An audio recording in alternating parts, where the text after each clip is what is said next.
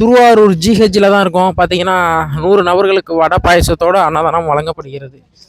மக்களே, திருவாரூர் ஜிஹெச்சில் 100 பேருக்கு வடை பாயசத்தோடு அன்னதானம் வழங்கப்பட்டது. பார்த்தீங்கன்னா ஆனைக்குப்பம் அருள் செல்வம் அண்ணன் டிஎம்கே இன்னைக்கு பௌர்ணமிக்கு 50 நபர்களுக்கு அன்னதானம் வழங்கினார்கள்.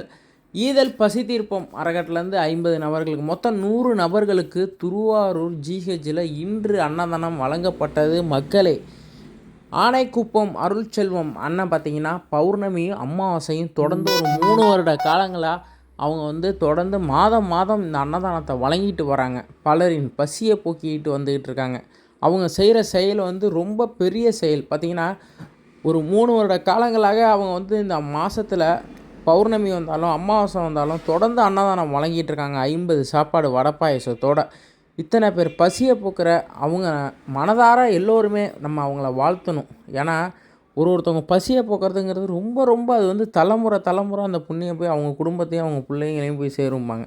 அதேமாரி அண்ணன் நல்லா இருக்கணும், அவங்க புள்ள நல்லா இருக்கணும், அவங்க மனைவி நல்லா இருக்கணும், அவங்க குடும்பமே நல்லா இருக்கணும்னு முதல்ல மனதார வாழ்த்துவோம். மக்களே, ஆனைக்குப்பம் அருள் செல்வம் அண்ணன் டிஎம்கே அவங்க அப்பா அம்மா ஞாபகத்தமாக தான் இந்த அன்னதானத்தை அவங்க தொடர்ந்து வழங்கிட்டு வராங்க.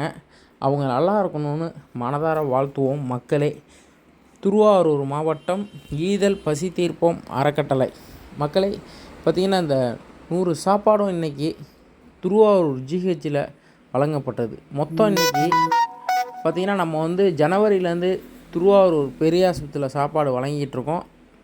தொடர்ந்து பார்த்திங்கன்னா ஒரு 4 வருட காலங்களை தாண்டி திருவாரூர் பெரிய கோயில் தியாகராஜா கோயிலை சுற்றி உள்ள அங்கங்கே ஆதரவற்ற முதியோர்களுக்கு வழங்கிட்டு வரோம். அங்கே பார்த்திங்கன்னா அங்கேயும் வழங்கப்படுகிறது, இங்கேயும் வழங்கப்படுகிறது. ஒரு நாளைக்கு டோட்டலாக 170 சாப்பாடு கிட்ட தொடர்ந்து வழங்கப்படுகிறது.